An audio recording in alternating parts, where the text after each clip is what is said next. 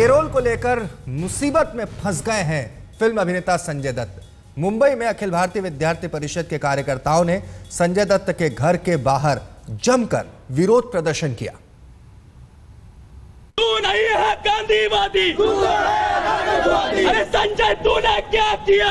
देश का नाम बदनाम किया। 93 धमाके में दोषी बॉलीवुड अभिनेता संजय दत्त के घर के बाहर ये प्रदर्शन है अखिल भारतीय विद्यार्थी परिषद का, जिनकी नाराजगी मुन्ना भाई को पेरोल दिए जाने को लेकर है।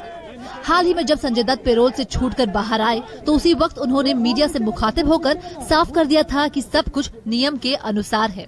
एक बुक मिलती है जहाँ पे फर्लो और पेरोल के बारे में लिखा गया है, उसके रूल्स और रेगुलेशंस क्या हैं। तो जो भी करने से पहले मैं आप सब प्रेस वालों को रिक्वेस्ट करूंगा कि वो बुक पढ़ें और फिर उसके बारे में आपको जो भी कहना है आप कहें। दत्त साहब, आपकी बात बिल्कुल सही है।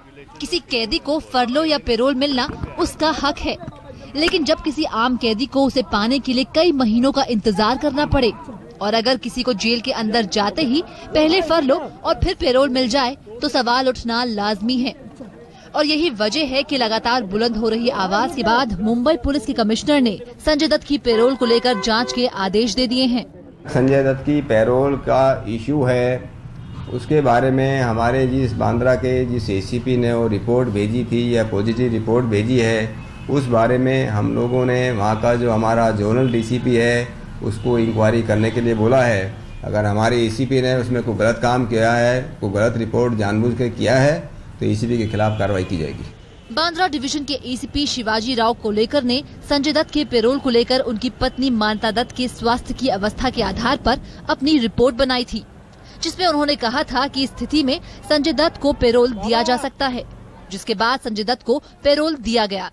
लेकिन पेरोल मिलने के एक दिन पहले ही मान्यता दत्त एक पार्टी में शरीक हुई थी, जिसकी तस्वीरें सामने आने के बाद सवाल खड़े हुए हैं कि क्या वाकई मान्यता की तबीयत ठीक नहीं है या फिर ये महज पेरोल पाने का जरिया था। एसीपी शिवाजी राव कोलेकर के खिलाफ बैठी इस जांच में अब ये पता किया जाएगा कि क्या मान्यता दत्त की मेडिकल सर्टिफिकेट की जांच एसीपी शिवाजी राव कोलेकर ने की थी। क्या मेडिकल रिपोर्ट को सरकारी डॉक्टर को दिखाया गया था?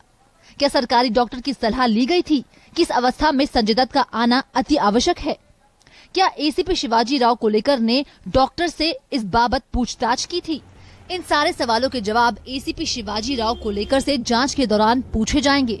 लेकिन सूत्रों की माने तो एसीपी शिवाजी राव कोलेकर ने इस बाबत मान्यता दत्त की मेडिकल रिपोर्ट आने के बाद डॉक्टर से सिर्फ पूछा था कि वो किस अस्पताल में प्रैक्टिस करते हैं।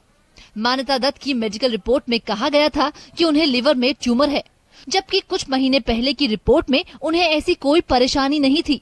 इस बाबत एसीपी कोलेकर ने कोई छानबीन नहीं की है। कानून के जानकार भी इसे लेकर सवाल उठा रहे हैं। पेरोल रूल्स बहुत क्लियरली कहते हैं कि जो पुलिस अधिकारी है उसको इंक्वायरी करके डॉक्टर से मिलके रिकमेंडेशन देना होगा, और इसमें एसीपी कोलेकर ने अपनी ड्यूटी का निर्वाह बिल्कुल नहीं किया। इसमें देखने की जरूरत है कि क्या इसमें कोई करप्शन का एंगल था या कोई पॉलिटिकल प्रेशर का एंगल था, इसलिए ये इंक्वायरी बहुत जरूरी है। हालांकि जब हमने इस बाबत मान्यता दत्त के डॉक्टर अजय चौगुले से बात की तो उन्होंने कहा कि इस बाबत पुलिस ने वेरिफिकेशन किया था।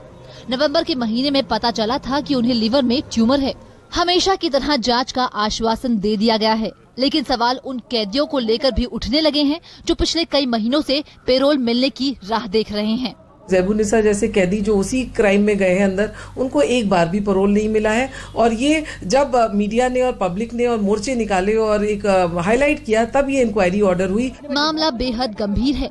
ऐसे में मुन्ना भाई के साथ पुलिस की मुश्किलें भी आने वाले समय में बढ़ सकती हैं। फर्लो या पेरोल मिलना किसी भी कैदी का कानूनी हक होता है, लेकिन जब किसी आम कैदी को उसके लिए महीनों तक का इंतजार करना पड़े और किसी कैदी को चंद दिनों के अंदर ही मिल जाए तो उस पर सवाल उठना लाजमी है।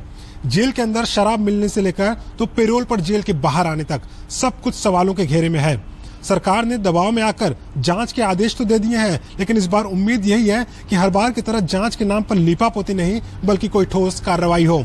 कैमरामैन सुनील के साथ मुनीश पांडे, मुंबई, आज तक।